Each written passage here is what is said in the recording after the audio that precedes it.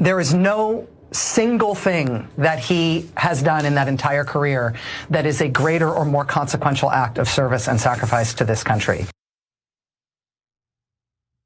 Girl, the American public were getting boring every night with your MSNBC show. What are you talking about? What are you talking about? What's happening, everybody? Ana Kasparian of the Young Turks recently reported on media figures, their mistakes, and their accountability, or lack thereof, in 2024. In this clip, Ana Kasparian goes in on Rachel Maddow for her out-of-touch, brain-dead takes and lack of accountability.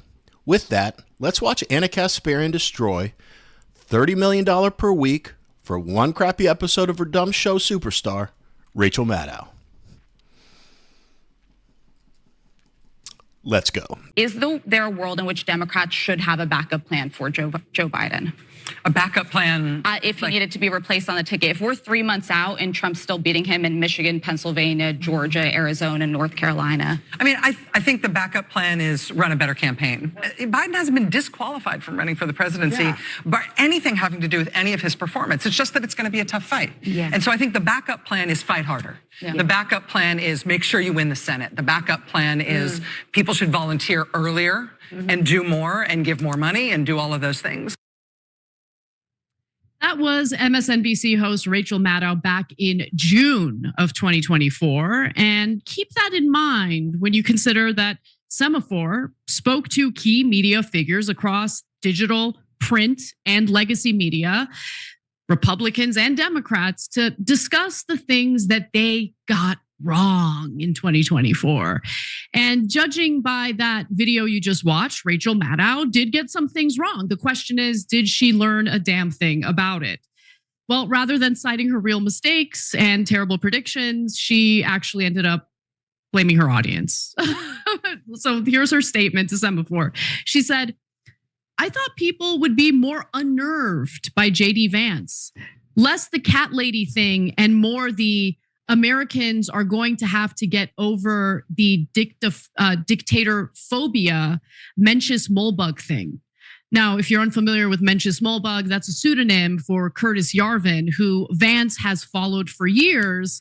And Curtis Yarvin is someone who's against liberal democracy and is in favor of a monarchy, though he seems to have a tough time defending that position. Cenk Uygur actually interviewed him about it, and it was embarrassing if you ask me. But on October 1st, Hey, if you like watching videos like these, like and subscribe. I'd really appreciate it. Let's get back to the video.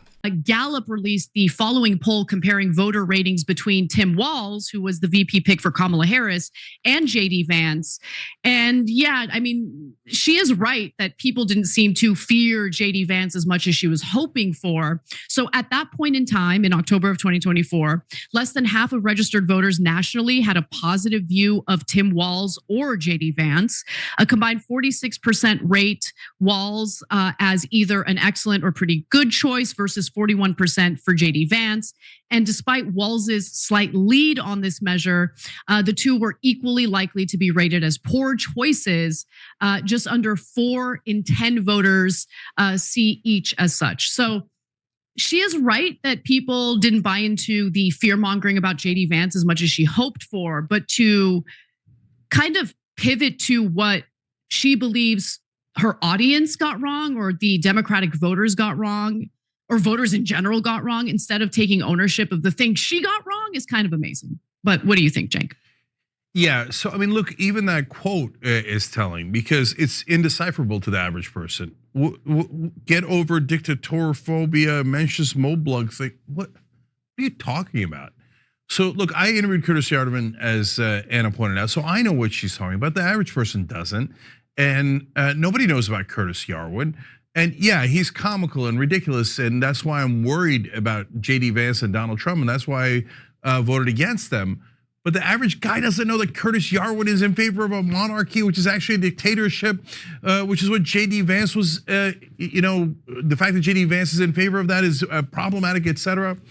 So one, out of touch with what actual human beings are going through. They're worried about gas prices and food prices. They're not worried about Mencius Moldbug, who they've never heard of.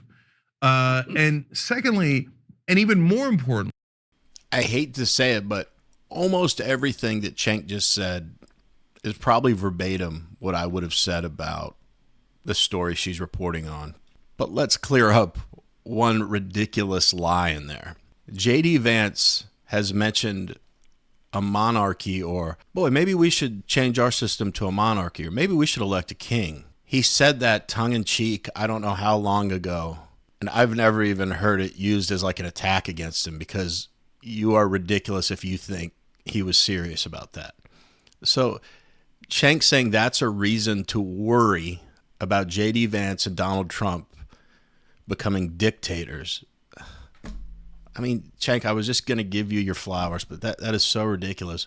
I am much closer to the average person than someone in the media, but I'm kind of somewhere in the middle, right? Because I do cover this stuff all the time. I do pay attention to what's going on, and please laugh at me if I'm wrong for this. Like, spam the comments with it, but I've never in my life heard of Mencius moldbug or Curtis Yarvin. I don't know what that is, and I guess it's someone JD Vance follows on social media.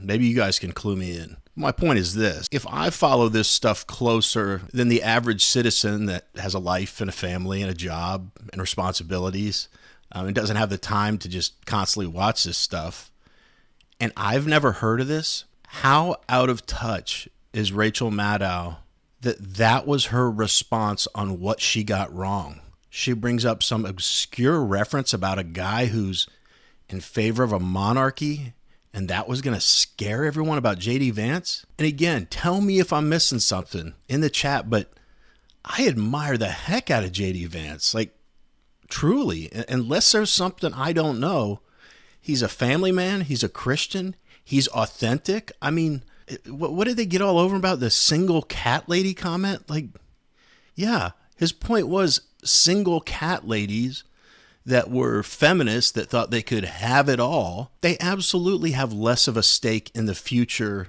of our country because they don't have children that are going to inherit this country, this planet, when they're long gone. It's not a crazy comment. And who wants to be a single crazy cat lady? Now, it may surprise you, I'm not a woman, but if I were, I would think one of my main goals in life would to not become a childless cat lady. Who is that insulting? Even childless cat ladies are like, yeah, it does suck pretty bad to be childless and have 9 cats in my house. She's saying, damn it, the fear-mongering didn't work. Yeah, totally. That's exactly right. I mean, it's amazing that, look, I'm always amazed at the, I guess, allergic reaction to any self-reflection at all. It's okay to admit that you got things wrong. It's actually admirable when people admit, especially people in media who are supposed to be, sharing accurate information. It's okay to say, look, I got that wrong. In fact, we're going to give you examples of people who actually did take ownership, and I give them a lot of credit for that. It builds credibility when you're willing to admit when you've gotten something wrong. And by the way, remember, this is what she said when Joe Biden ultimately ended up dropping out of the presidential race. Just thinking about the president right now, what a man, what a patriot. What an act of selfless devotion to your country. And he has been a phenomenal president. He ended the presidency of Donald Trump at one disastrous term. And he did it while being decent and civil and honorable and normal and occasionally boring at a time when boring was absolutely what we needed. And I just, his career of decades in public service as a senator and as a very successful vice president and as a phenomenally successful president, there is no single thing that he has done in that entire career that is a greater or more consequential act of service and sacrifice to this country. Girl, the American public were getting boring every night with your MSNBC show. What are you talking about? What are you talking about? Go outside and talk to real people. She is so out of touch with ordinary people. It is amazing. What else would we expect from MSNBC? Rachel Maddow is an out of touch, overpaid loser that literally, not figuratively, literally has no clue what she's talking about. And can I just say how sad the state of media is? When Ana Kasparian says, I give them a ton of credit for journalists that just admitted they were wrong, or essentially told the truth. That's how low our standards have become. And the mainstream media still fails miserably. But if you don't believe me that Rachel Maddow doesn't know what she's talking about, let's just take a look at a couple of her statements from that 20-second clip we just watched.